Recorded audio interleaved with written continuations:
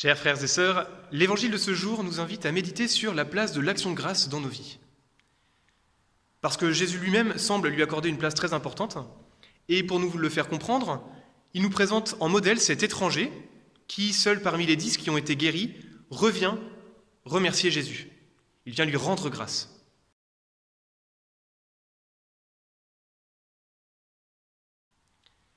Alors pourquoi Jésus prend le temps d'insister sur l'action de grâce ? Eh bien, il le fait parce que cette prière est celle que nous oublions le plus facilement, le plus souvent.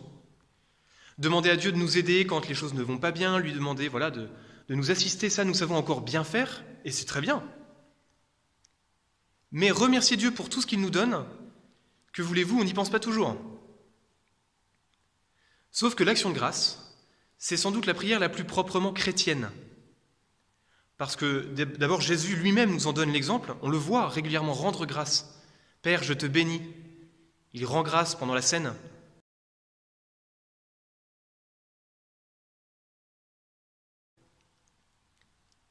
Alors pourquoi est-ce si important ?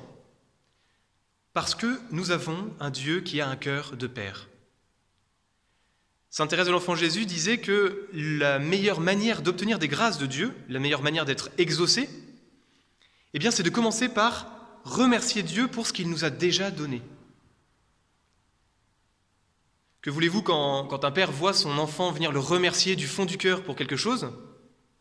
Le père craque. Il n'a qu'une envie, c'est de donner plus encore à son enfant.